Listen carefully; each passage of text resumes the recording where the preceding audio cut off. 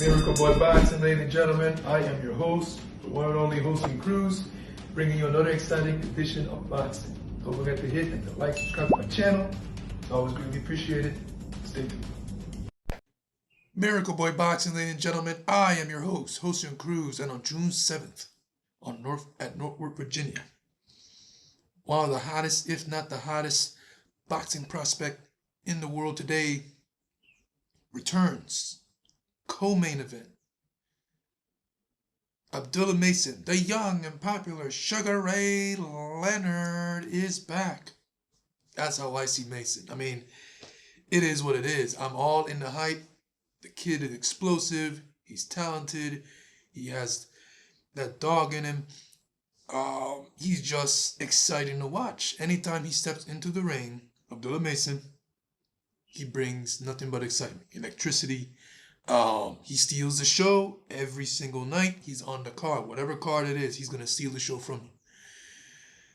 This time he's the co-main event.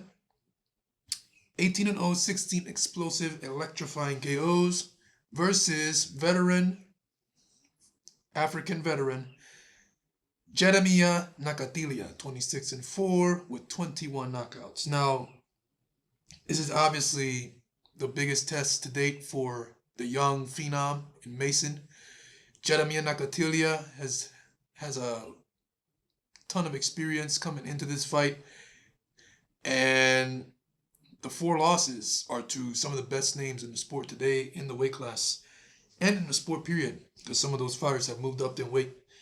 First and foremost, look at this list, ladies and gentlemen. Ernesto Mercado, who is one of the most impressive 140 pounders on the rise today. Explosive hard puncher. Strong. Brings a fight. And just, he has the potential to be a future world champion. Another one is Raymond Murataya, one of Robert Garcia's top fighters at the Robert Garcia Boxing Academy. And always been labeled and hyped to become the next big thing out of his gym and next world champion. So that's one. And then Miguel Berchelt, former WBC featherweight, super featherweight world champion. Miguel Berchelt, Alacran, who actually Nakatelia, so he lost to Ernesto Mercado and Raymond Murataya, but he also defeated Miguel Berchelt. He actually basically ended the career of Miguel Berchelt, even though Miguel Berchelt has come back in that fight. I think he's 2-0 since then, but of course against low-level opposition, trying to bring back up his career. But Nakatelia really ended his career, beat the brakes off him. Really, it was just a beat down, stop Berchelt. Berchelt couldn't do anything with that right, with that deadly power punch straight to the chin of Nakatelia. Couldn't stop the right hand from coming, and Berchelt was just eating those all night. Couldn't do anything about it, and that's what brought the biggest win of Nakatelia's career.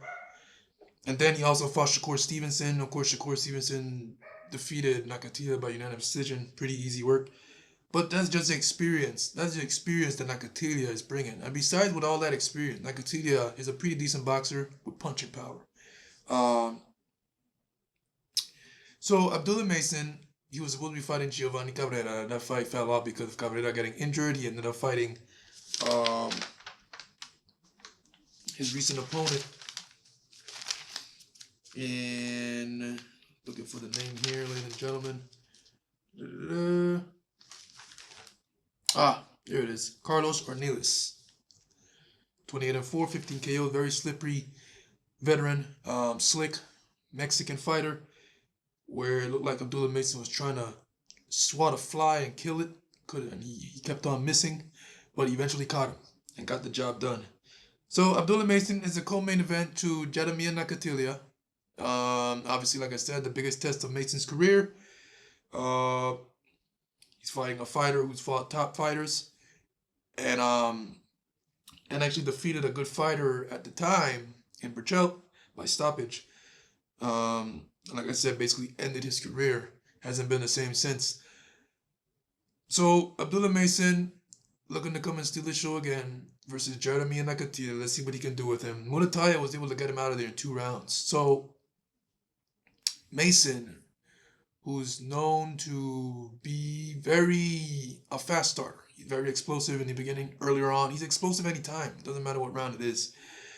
Let's see what he can do. This is what happens. You see a fighter, you see the Murataya versus Nakatelia fight, you see Murataya get him out of there in 2 rounds. So a lot of us fans likes to compare fighters to performances to others. Like for example, Murataya knocked Nakatelia out in 2 rounds. Let's see if Mason can do it in 2 rounds or less. A lot of fans are expecting that, or to see, the hype is big. So for me, the most important part is to get Nakatelia out of there. Mason does not want to go decision with Nakatelia because then he will look bad. He will be criticized. He will definitely be judged like, maybe it's not what it was. Maybe not what it is. He won decision with Nakatelia. Yes, he won clearly, but he did not do what he normally does, which is get an explosive KO. But that's not going to happen, man. Mason he's explosive, and I can see Mason landing a shot to the chin of Nakatelia, and Nakatelia eventually will fall. He will fall. I can see a KO win for Mason here. He's got to be careful. Look, Nakatelia can't punch. He's a veteran. He has a lot of experience. He's been in there with some top fighters. And yeah. But all in all, man, I expect another Abdullah Mason performance. Another Abdullah Mason show-stealing performance. The co-main event to Keyshawn Davis, first title defense of the WBO lightweight title against Edwin Delo Santos in what should be a tremendous fire fight. After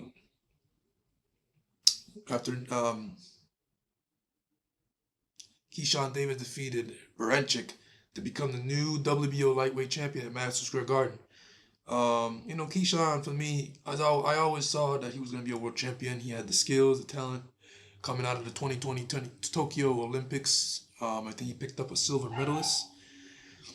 And he always had the goods for me, and he showed it, and he lived up to his potential by becoming world champion by stopping Baranchyk. It was not the prettiest fight, but he got the job done. And now he is fighting a live dog, dangerous puncher in Edwin Delo Santos, who upsetted Rayo Valenzuela and gave Shakur Stevenson a pretty not the most interesting action-packed or best fights you'll see, but Shakur Stevenson didn't want any part of Edwin De Los Santos' fists. Shakur Stevenson had to play a smart game in there, smart strategy, defense, move a lot, and not engage with Edwin De Los Santos. But Edwin De Los Santos is a very dangerous fighter.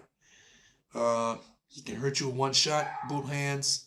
He's got underrated hand speed. He outboxed Joseph Blessed Hands Adorno in a fight that I thought Blessed Hands would have been the one outboxing him. But man, that was crazy. So yeah, Keyshawn Davis defends against Edwin De Los Santos in Norfolk, Virginia, in front of his hometown people. And we got Abdullah Mason co-main event, the young, electrifying, always entertaining phenom versus veteran Jeremiah Nakatelia in what should be an action-packed card, I may say. Miracle Boy Boxing, ladies and gentlemen. I'm your host, and Cruz. Don't forget to like and subscribe to my channel. It's always a pleasure to talk to you guys about boxing. And I'll see you guys in my next video. Peace.